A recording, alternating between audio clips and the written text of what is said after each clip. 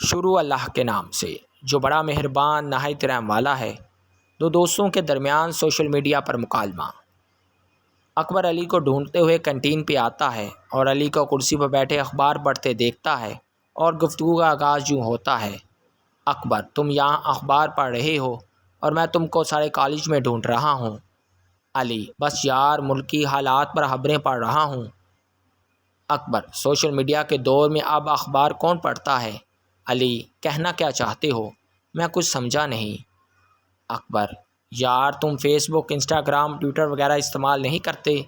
علی: ہاں کرتا ہوں، اس میں نئی کیا بات ہے؟ اکبر: میرے بھائی، اسی کو تو سوشل میڈیا کہتے ہیں۔ یہ ایسا پلیٹ فارم ہے جس کی مدد سے تم دنیا میں چل رہے حالات و واقعات کی پل پل کی خبر جان سکتے ہو۔ علی: لیکن میں تو ان ایپ کا استعمال صرف دوستوں سے بات چیت کرنے، تصاویر اور ویڈیوز اپلوڈ کرنے اور دیکھنے کے لیے کرتا ہوں۔ اکبر: نہیں دوست، سوشل میڈیا کے اور بھی استعمالات ہیں۔ علی: وہ کون کون سے؟ اکبر: سوشل میڈیا جہاں معلومات کی فراہمی کا تیز ترین ذریعہ ہے، تو وہیں ہمیں کسی موضوع پر رائے دینے اور تبصرہ کرنے کی آزادی بھی دیتا ہے۔ اس کے علاوہ سوشل میڈیا کاروبار کی مارکیٹنگ کا آسان اور بہترین ذریعہ بھی ہے۔ علی: لیکن ایک طالب علم سوشل میڈیا سے کس طرح فائدہ اٹھا سکتا ہے؟ اکبر: طالب علم متعدد مضامین پر معلومات حاصل کر سکتے ہیں۔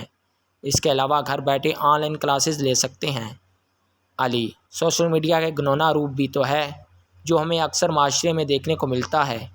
اکبر: ٹھیک کہا دوست، اکثر لوگ فیک اکاؤنٹ بنا کر دھوکہ دہی، بلیک میلنگ، ویب کرائم اور دیگر جرائم کے مرتکب بن جاتے ہیں۔ علی: مجھے تمہارے علم پر اشک آتا ہے، تمہاری وجہ سے میری معلومات میں بہت اضافہ ہوا۔ اکبر: بہت شکریہ۔ علی: اب اٹھو، کلاس کا وقت ہو چکا ہے۔ گھنٹی کی آواز نہیں آئی کیا؟ ہاں چلو۔ علی اور اکبر کینٹین سے اٹھ کر کمرہ جماعت کی جانب چل پڑتے ہیں۔